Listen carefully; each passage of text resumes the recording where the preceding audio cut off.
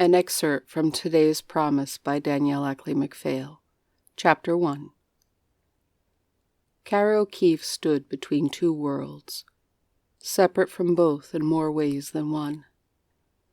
Part of her longed to remain in this fairy ring, where she need not face mortal or fae. At her back stood 21st century Ireland. Before her stood the gate to Tir Nanog, the land of youth. She did not belong in either place, and yet she had no choice but to walk through the portal before her. She needed to return Lug's sword, the Godslayer, the one the she-Lord Bran had wielded, intent on slaying Govnu, the smith god and current ruler of Tir Nanog. He would have succeeded if not for her interference. A fine tremor rippled through her. She forced her muscles still and straightened her shoulders. She'd faced down many enemies this night. Ulcus and Dove, the sons of the dark goddess Carman. Bran, also called the Bone Raven. She could face the disapproval of the She after her seeming disobedience. It didn't matter what anyone else believed. Responsibility, not disobedience, had sent her through the fairy gate, despite their orders to stay put. The grass rustled behind her. Cara grimaced. I, Govnu's messenger, waited impatiently. At his side stood the old Romani woman who had stopped her from slaying Ulcus, a being of pure evil from the annals of She history, who had captured, tortured, and cursed her. She sensed Ai reach for her before his hand came to rest upon her shoulder, and tried not to flinch as his essence unwittingly crept past her guard. He immediately drew his hand away, as an uncontrollable shudder rippled through her. The recent battle had left her so drained she was unable to block the intrusion. It was not enough that he no longer touched her. She was too raw, and he was closer than she liked. True, the curse was broken. She would no longer look upon a man or feel one's touch and perceive him as Ulcus. But that didn't matter.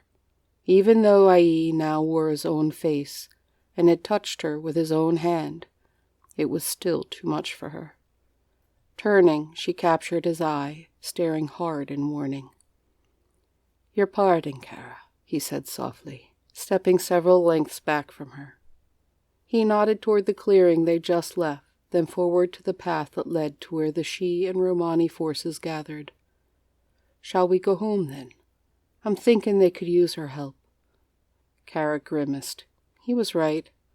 There were wounded to tend, and an immortal god to face. He was also wrong. The Fae lands were not her home. But she didn't have the energy to argue the point. Slinging the case holding Quicksilver over her shoulder by its strap, she accepted the sword Ai held out to her.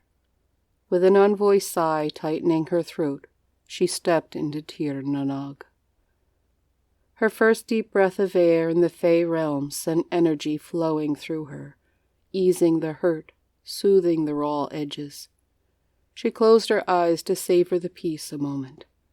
Instantly, a Faeling swarm descended upon Cara and her companions.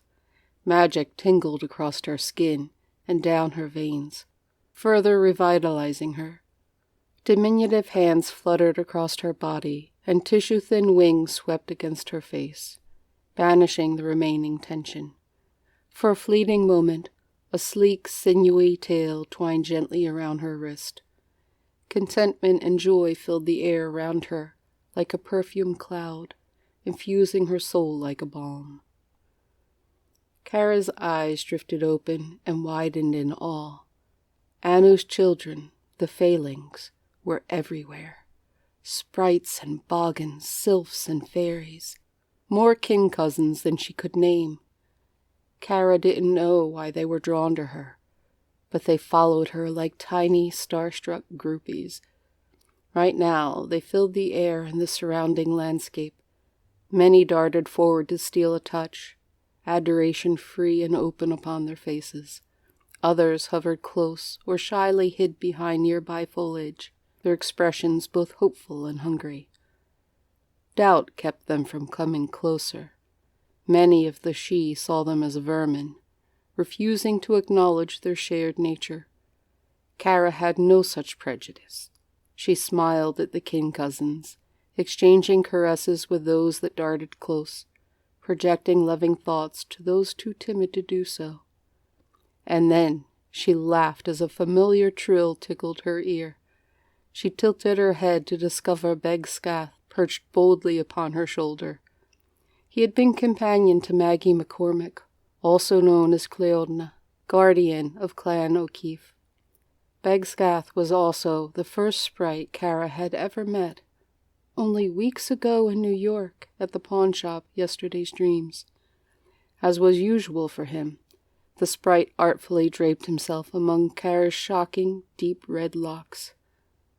Will I ever get used to this? Kara wondered. She found the casual presence of the brazen failing jarring enough, but her hair, once a rich chestnut brown, the strands were now a shocking, deep red, transformed by magic. That had not been very long ago. Just before the recent battle, Kara had instinctively channeled all of the magic of the failings to cleanse an ancient evil from the shrine of Anu at the heart of Tir Nanag. Little had they known the cause of that evil was closing in on them. Predators from the very beginning of Sidhe history. Magical beings called the Mohamed. Part spirit, part physical, completely lethal. Invisible and deadly. Only those with the sight could see them. Kara shuddered in avatistic response. Beg-Scath trilled again in protest. He instigated a game of peekaboo through the curtain of her hair, diverting Kara from her darker thoughts. Grinning, she nuzzled him. "Hello, my friend," she murmured. "Will you take me to Maggie?" The sprite laughed as if amused she had to ask, though it wasn't really an answer. Beg-Scath could talk. She had heard him do so, but he rarely uttered a word unless he was singing. Unable to read his mind, she accepted the laugh as agreement, and, after gently but insistently shooing the rest away, she headed off down the path to find her family.